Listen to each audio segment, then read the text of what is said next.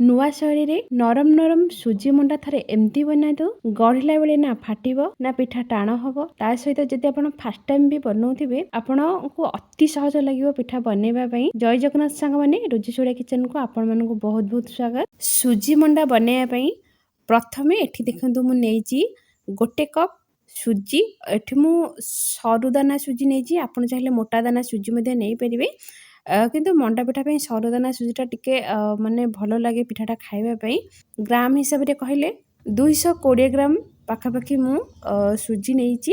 ଏବେ କ'ଣ କରିବା ନା, ସେଇ କପ୍ରେ ମାନେ ଯେଉଁ କପ୍ରେ ଆପଣ ମାପିକିରି ସୁଜି ନେବେ, ସେଇ କପ୍ରେ ମାପିକି 1 କପ୍ କ୍ଷୀର ନେବେ। ମାନେ ନର୍ମାଲ କ୍ଷୀର, ମାନେ ରୁମ୍ ଟେମ୍ପରେଚରରେ ଯେଉଁ କ୍ଷୀର ଥିବ ସେଇ କ୍ଷୀର ନେବେ।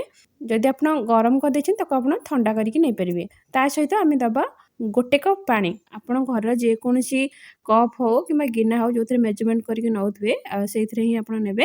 ଏବେ କ'ଣ କରିବେ ନା, ଏଥିରେ ଦେବା 2ଟା ତେଜପତ୍ର। ଗ୍ୟାସ୍ର ଫ୍ଲେମ୍କୁ ହାଇ ରଖିବେ। ହାଫ୍ ଚାମଚ ଲୁଣ, 1 କପ୍ ସୁଜିବେ ଏଠି ମୁଁ ହାଫ୍ ଚାମଚ ଲୁଣ ନେଇଛି। ଆପଣ ଚାହିଁଲେ ଟେଷ୍ଟ ଅନୁସାରେ ଲୁଣ ଆଡ଼୍ କରିବେ। ଏବେ କ'ଣ କରିବେ ନା, ଏଥିରେ ଗୋଟେ ବଏଲ୍ ଆସିବାକୁ ଦେବା। ଏଥିରେ ଗୋଟେ ବଏଲ୍ ଆସିଲା ପରେ ଗ୍ୟାସ୍ର ଫ୍ଲେମ୍କୁ ଲୋ କରିନେବେ। ଲୋ କରିକି ସୁଜିକି ଅଳ୍ପ ଅଳ୍ପ ପକେଇକି ତାକୁ ଆପଣ ଜନ୍ତିବେ। ଏକା ସାଙ୍ଗରେ ସୁଜି ପକେଇବେନି, କାହିଁକି ନା ସୁଜିଟା ଗେଟା ହେଇଯିବ। ଅଳ୍ପ ଅଳ୍ପ ପକେଇକି ତାକୁ ଆପଣ ଜନ୍ତିବେ। ଗ୍ୟାସ୍ର ଫ୍ଲେମ୍କୁ ସେଇ ଲୋରେ ହିଁ ରଖିଥିବେ। ଯେତେବେଳେ ଆପଣଙ୍କର ଯନ୍ତଣୀଟା ପୁରା ଗାଢ଼ା ହେଇଯିବ, ଦେଖନ୍ତୁ ଏଇ ଟାଇପ୍ରେ ହେଇଯିବ। କରେଇର ଚାରିପଟୁ ଆପଣଙ୍କର ଯନ୍ତଣୀଟା ଛାଡ଼ି ଆସିବ। ସେତେବେଳେ କ'ଣ କରିବେ ନା, ଗ୍ୟାସ୍ର ଫ୍ଲେମ୍କୁ ବନ୍ଦ କରିନେବେ। ବନ୍ଦ କରିକି ଆକୁ ଆପଣ 3ରୁ 4 ମିନିଟ୍ ଘୋଡ଼େଇକି ରଖିଦେବେ, ଯେଉଁଥିରେ କି ଆପଣଙ୍କର ମାନେ ଯେଉଁ ଯନ୍ତଣୀଟା ସଫ୍ଟ ହେବା ସହିତ ପିଠାଟା ବହୁତ ନରମ ହେବ, ଗଢ଼ିବା ପାଇଁ ବି ସୁବିଧା ହେବ। ସେଇ ଭିତରେ ଆମେ ଷ୍ଟଫିଂ ପ୍ରସ୍ତୁତ କରିନେବା, ମାନେ ପୁର। ସେଥିପାଇଁ ଏଠି ମୁଁ ନେଇଛି 4ଟି ଗୁଜୁରାତି, ତା ସହିତ 8ରୁ 10ଟି ଗୋଲମରିଚ। ତାକୁ ଆମେ ଏକାଠି ଗୁଣ୍ଡ କରିନେବା, ମାନେ ଭଲକି ଗୁଣ୍ଡ କରିନେବେ। ଆଉ ଦେଖନ୍ତୁ ଏଠି ମୁଁ ନେଇଛି ଛୋଟ ଖଣ୍ଡେ ଅଦା, 2 ଇଞ୍ଚ ପାଖାପାଖି ହେବ, ଚୋପା ଛଡ଼େଇ ନେଇଛି। ଆକୁ ମଧ୍ୟ ଆମେ ଭଲସେ ଛେଚି ନେବା। ଏବେ ଦେଖନ୍ତୁ ଏଠି ମୁଁ ନେଇଛି ନଡ଼ିଆ କୋରା। ଆଗରୁ ନଡ଼ିଆକୁ କୋରେଇକି ରଖିଥିଲି। 1 କପ୍ ନେଇଛି ମୁଁ ନଡ଼ିଆ କୋରା, ମାନେ ଯେତିକି ଆପଣ ସୁଜି ନେବେ ସେତିକି ଆପଣ ନଡ଼ିଆ କୋରା ନେବେ। ଆପଣଙ୍କର 1 କପ୍ ସୁଜି ପାଇଁ ପୁରା ପରଫେକ୍ଟ ହେବ। ଅଧିକ ହେବନି କି କମ୍ ହେବନି। ହାଫ୍ କପ୍ ଗୁଡ଼। ମିଠାର କ୍ୱାଣ୍ଟିଟି ଆପଣ ଦେଖିକି ନେବେ। ନର୍ମାଲି ଆପଣ ଗୁଡ଼ ଟିକେ କମେଇ ପାରିଲେ ବି ଚଳିବ। ହାଫ୍ କପ୍ ଗୁଡ଼ ଜାଗାରେ ଆପଣ ଚିନି ମଧ୍ୟ ନେଇପାରିବେ। ଏବେ ଆମେ ଗୁଡ଼କୁ ଏଥିରେ ପକେଇବା। ପକେଇକି ଗୁଡ଼ଟାକୁ ଟିକେ ହାଲକା ମେଲ୍ଟ ହେବାକୁ ଦେବା। ମେଲ୍ଟ ହେଲା ପରେ ଆମେ କ'ଣ କରିବା ନା, ଯେଉଁ ନଡ଼ିଆକୁ କୋରେଇକି ରଖିଛି ତାକୁ ଆମେ ପକେଇ ନେବା। ଛେଚା ହେଇଥିବା ଅଦାକୁ ପକେଇ ନେବା। ପକେଇକି ମିଡ଼ିୟମ୍ ଫ୍ଲେମ୍ରେ ଆକୁ ଆମେ କିଛି ସମୟ ଭାଜି ନେବା, ଯେଉଁଥିରେ କି ଯେଉଁ ଗୁଡ଼ର ଯେଉଁ ପାଣି ଅଂଶଟା ସେଇଟା ମରିଯିବ।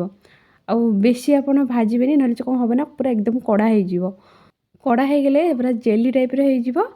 ଆଉ ଖାସ୍ କରି ଏଇ ଟାଇପ୍ର ଗୁଡ଼ ଯଦି ଆପଣ ନେଉଛନ୍ତି, ଟିକେ ଅଠାଳିଆ ରହିବ ସେ ଗୁଡ଼ଟା, ମାନେ କଳା ଗୁଡ଼ଟା ଅଠାଳିଆ ରହିବ, ଯେଉଁଠିକି ପୁରଟାକୁ ପୁରା ବାନ୍ଧିକି ରଖିଥାଏ। ଏବେ ଆମେ ସେଥିରେ ନେବା ଛେଚା ହେଇଥିବା ଗୁଜୁରାତି, ଗୋଲମରିଚ ଗୁଣ୍ଡ, ତାକୁ ପକେଇକି ଆମେ ଗୋଳେଇ ନେବା। ଗୋଳେଇ ସାରିଲା ପରେ ଦେଖନ୍ତୁ ଆମର ଷ୍ଟଫିଂଟା ରେଡ଼ି ହୋଇଗଲା। ଏବେ ଆକୁ ଆମେ ଥଣ୍ଡା କରିନେବା ପ୍ଲେଟ୍ରେ କାଢ଼ିକି। ଏବେ ଦେଖନ୍ତୁ 3ରୁ 4 ମିନିଟ୍ ପରେ ଆମର ଏପଟେ କ'ଣ କରିବା ନା, କରେଇରୁ ଗୋଟେ ଥାଳିକି ମୁଁ ଟ୍ରାନ୍ସଫର୍ କରିଦେଉଛି ଯନ୍ତଣୀକି ଟ୍ରାନ୍ସଫର୍ କରିକି ଆକୁ ଟିକେ ହାଲକା ଥଣ୍ଡା ହେବାକୁ ଦେବା। ଯେଉଁ ତେଜପତ୍ର ପକାଇଥିଲେ, ତେଜପତ୍ରକୁ ଆମେ କାଢ଼ି ନେବା। ତେଜପତ୍ର ଦେଲେ ତା'ର ଗୋଟେ ବଢ଼ିଆ ବାସ୍ନା ଆସିଥାଏ। ଏବେ ଦେଖନ୍ତୁ ଥଣ୍ଡା ହେଲା ପରେ ଏଠି ମୁଁ ଜାଗାରେ କିଛି ପାଣି ନେଇଛି। ଏଠି ମୁଁ କିଛି ଥଣ୍ଡା ପାଣି ନେଇଛି। ପାଣି ହାତ ହେଇକି ଆଉ କ'ଣ କରିବା ନା, ଆମେ ଭଲସେ ଚକଟି ନେବା। ଯେମିତି ଅଟାକୁ ଆପଣ ଚକଟୁଛନ୍ତି ସେଇ ଟାଇପ୍ରେ ଭଲସେ ଚକଟି ଦେବେ। ଚକଟି ଦେଲା ପରେ ଦେଖନ୍ତୁ ତା'ର ସେପ୍ଟା ଏଇ ଟାଇପ୍ର ଆସିବ। ଯେମିତି ଅଟାଟା ଆମର ପ୍ଲେନ୍ ହେଇଯାଏ ଚକଟି ଦେଲେ, ଏଇଟା ଦେଖନ୍ତୁ ଇଏ ମଧ୍ୟ ବଢ଼ିଆ ସେ ଭାବରେ ପୁରା ପ୍ଲେନ୍ ହେଇଯାଇଛି। ଯଦି ଆପଣ ଏମିତି ଚକଟିକି ପିଠାଟା ଗଢ଼ୁଛନ୍ତି, ତାହେଲେ ପିଠା ଆପଣଙ୍କର ଜମା ବି ଫାଟିବନି। ଦେଖନ୍ତୁ ପୁରା ନରମ ହେଇଯାଇଛି। ଯନ୍ତଣୀଟାକୁ ଯଦି ବଢ଼ିଆ ସେ ଆପଣ ଚକଟିକିରି ପିଠାଟା ଗଢ଼ୁଛନ୍ତି, ତାହେଲେ ଆପଣଙ୍କ ପିଠା ଜମା ବି ଫାଟିବନି। ଆଉ ପିଠାଟା ଦେଖିବାକୁ ସୁନ୍ଦର ମଧ୍ୟ ଲାଗିବ। ଚାରିପଟ ସାଇଡ଼୍ ପୁରା ପ୍ଲେନ୍ ରହିବ ପିଠାର। ଏବେ ଦେଖନ୍ତୁ ଯେଉଁମାନେ ଫାଷ୍ଟ ଟାଇମ୍ ପିଠା ଗଢ଼ୁଛନ୍ତି, ସେମାନେ କ'ଣ ହୁଏ ନା, ହାତରେ ପିଠା ଗଢ଼ି ହିଁ ଆସେନି। ଆଉ ମାନେ ଖାଦଡ଼ ଖାଦଡ଼ ଟାଇପ୍ର ହେଇଯାଏ, ସମାନ ହୁଏନି ପିଠାଟା। କେଉଁଠି ଉଚ୍ଚା ଥିବ, କେଉଁଠି ନିଚା ଥିବ, ଏଇ ଟାଇପ୍ର ହୁଏ। ଏବେ ପ୍ରଥମେ କ'ଣ କରିବେ ନା, ଆଉ ଗୋଟେ ଡଙ୍କି ନେବେ ବା କରଚୁଲି ଯାହା ବି ଆପଣ କହୁଛନ୍ତି, ତାପରେ ଟିକେ ହାଲକା ପାଣି ଲଗାଇଦେବେ। ପାଣି ଲଗାଇକି ଯେଉଁ ଆମେ ଗୁଳାଟା ଆମେ ରଖିଛେ, ସେଇ ଗୁଳାଟାକୁ କ'ଣ କରିବେ ନା, ଛୋଟ ସାଇଜ୍ର ଗୁଳା ଆପଣ କରନ୍ତୁ କିମ୍ବା ବଡ଼ ସାଇଜ୍ର ଗୁଳା କରନ୍ତୁ।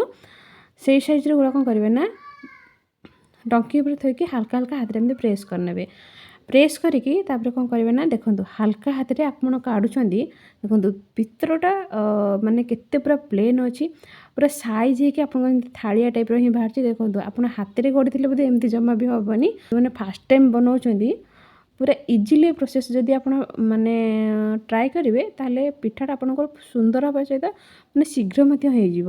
ଏବେ ଆମେ ଏଥିରେ ଷ୍ଟଫିଂ ଦେବା ଷ୍ଟଫିଂ ଦେଇକି ହାତରେ ଟିକେ ପାଣି ହାତ ହେଇକି ଦେଖନ୍ତୁ ଏଇ ଟାଇପ୍ର ହାଲକା ହାଲକା ହାତରେ ଚାରିପଟ ସାଇଡ଼୍ରୁ ବୁଲେଇକି ଗୋଟେ ଜାଗାରେ ଏକାଠି କରିନେବା ଏକାଠି କରିକି ଯେଉଁ ଉପରୁ ଯଦି ଆପଣ ଦେଖିବେ ଯଦି ବଳିବ ତାହେଲେ ଟିକେ ହାଲକା କାଢ଼ି ନେବେ ନଚେତ ଆପଣ ସେଇଥିରେ ତାକୁ ସେମ୍ କରିନେବେ ଦେଖନ୍ତୁ ତାକୁ ପୁଣି ଗୋଟେ ବଲ୍ ସାଇଜ୍ର କରିନେବା ଦେଖନ୍ତୁ ପିଠାଟା ଆମର ମାନେ ପୁରା ଗୋଲ ଦେଖୁଛନ୍ତି ତ କୁଆଡ଼େ ବି ଫାଟିନି ପୁରା ପ୍ଲେନ୍ ହେଇଛି ଟିକେ ପାଣି ହାତ ହେଇକି ତାକୁ ଆମେ ପୁଣି ପୁରା ପ୍ଲେନ୍ କରିନେବା ମାନେ ପୁରା ଗୋଲ ଆକାର ଦେଇଦେବା ଏଇ ଟାଇପ୍ର ଆପଣ ବନେଇ ପାରିବେ।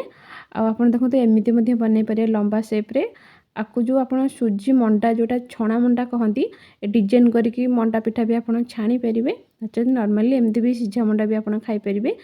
ଏଇ ଟାଇପ୍ର ହାତରେ ଟିକେ ଟିକେ ଏମିତି ହାଲକା ହାଲକା ମୋଡ଼ିଦେବେ ଇଏ ବି ଗୋଟେ ଡିଜାଇନ୍ ହେଇଗଲା। ଏଇ ଟାଇପ୍ର ଦେଖନ୍ତୁ ମୁଁ ସବୁଯାକ ମଣ୍ଡା ପିଠା ବନେଇ ଦେଇଛି ଟୋଟାଲ୍ ଗୋଟେ କପ୍ ସୁଜିରେ ଆମର 12ଟି ପିଠା ହେଇଛି। ଏବେ କ'ଣ କରିବେ ନା ସିଝେଇବା ପାଇଁ ଏଠି ମୁଁ ଗୋଟେ ଡିଶ୍ରେ ପାଣି ବସାଇ ଦେଇଛି ଆପଣ ଚାହିଁଲେ ଇଟିଲି ଛାଞ୍ଚ ମଧ୍ୟ ନେଇପାରିବେ। ଡିଶ୍ରେ ପାଣି ବସାଇଲା ପରେ ଏଇଟା ଯଦି ଆପଣଙ୍କ ପାଖରେ ଜାଲି ଥାଏ ଆକୁ ଆପଣ ବ୍ୟବହାର କରିବେ ଯେଉଁ ସରୁଟା କଣା ଟାଇପ୍ର ଜାଲି ଥାଏ ତାକୁ ମଧ୍ୟ ଆପଣ ବ୍ୟବହାର କରିପାରିବେ। ଯଦି ଏଇ ଟାଇପ୍ର ଛାଞ୍ଚରେ ଆପଣ ବସାଉଛନ୍ତି ପିଠାଟା ସେ ଯେଉଁ ହୋଲ୍ଟା ଅଛି ତା ଉପରେ ପିଠା ଥୋଇବେନି କାହିଁକିନା ଅଧିକ ବାଷ୍ପ ବାଜିକି ପିଠାଟା ଆପଣ କାଢ଼ିଲା ବେଳେ ତଳପଟୁ ପ୍ରାୟ ଛାଡ଼ିଯିବ ଯେଉଁ ପ୍ଲେନ୍ ଯେଉଁ ଅଛି ସେଇ ପ୍ଲେନ୍ ଉପରେ ହିଁ ଆପଣ ପିଠା ଥୋଇବେ। ଏବେ ଦେଖନ୍ତୁ ମୁଁ ଏପଟେ ଘୋଡ଼େଇ ଦେଇଥିଲି ମାନେ ପାଣିଟାକୁ ଶୀଘ୍ର ଫୁଟିବା ପାଇଁ ହାଇ ଫ୍ଲେମ୍ରେ ବସାଇଥିଲି ପାଣିଟା ଆମର ବଢ଼ିଆ ସେ ଫୁଟି ଯାଇଛି ଆମେ ପିଠାକୁ ରଖିକି 2ରୁ 3 ମିନିଟ୍ ଆକୁ ଆମେ ମାନେ ସିଝେଇ ନେବା ପିଠାର ଉପରଟାକୁ ଆମେ କଭର୍ କରିନେବା ଯେଉଁଥିରେ କି ପିଠାଟା ଆମର ଶୀଘ୍ର ସିଝିବ ଖୋଲାରେ ପିଠାଟା ଜମା ବି ସିଝିବନି। ଦେଖନ୍ତୁ 2ରୁ 3 ମିନିଟ୍ ପରେ ମୁଁ ପିଠା କାଢ଼ୁଛି ଆପଣ କଞ୍ଚାରେ ଦେଖିଥିବେ କେମିତି ତା ଟେକ୍ସଚର ଦେଖାହେଉଥିଲା ଏବେ ଦେଖନ୍ତୁ ତା ଟେକ୍ସଚର କେମିତି ଦେଖାହେଉଛି।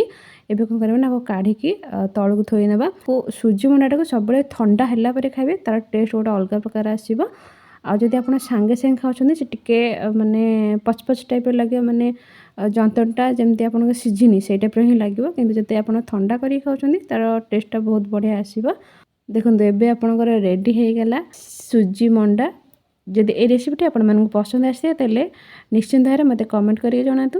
ରହୁଛି ପୁଣି ଦେଖା ନେକ୍ସଟ ଭିଡ଼ିଓରେ ବାଏ।